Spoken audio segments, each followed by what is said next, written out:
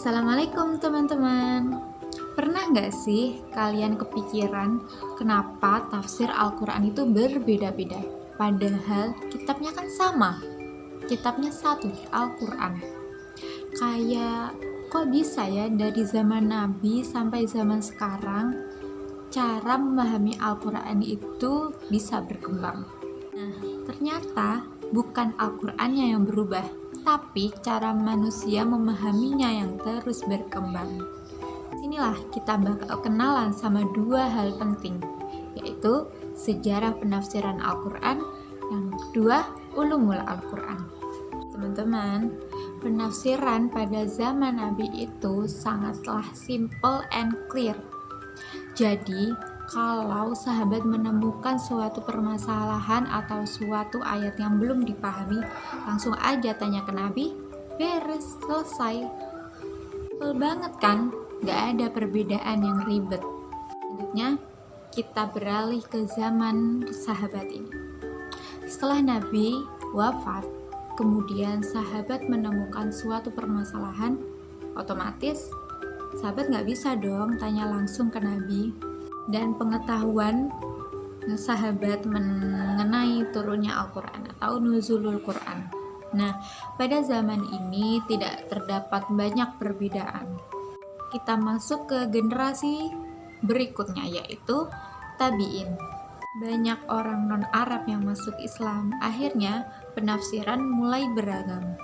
Disinilah muncul lebih banyak perbedaan tafsir dan pengaruh dari luar, yaitu dari Israiliyat. Nah, karena mulai banyak variasi penafsiran, muncullah kebutuhan akan kaidah dan aturan. Disinilah cikal bakal ulumul Quran disusun lebih sistematis.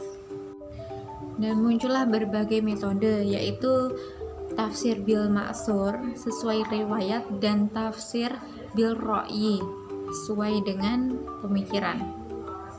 Dan disinilah ulumul Quran berperan penting sebagai filter yang mana agar tafsir tetap sesuai dengan kaidah dan aturan.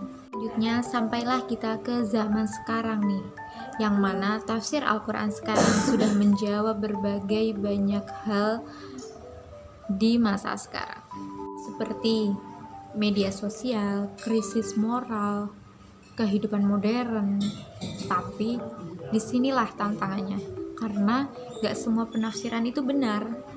Maka dari itu, ulumul Quran ini seperti rem dan kompas, agar kita tidak salah dalam menafsirkan.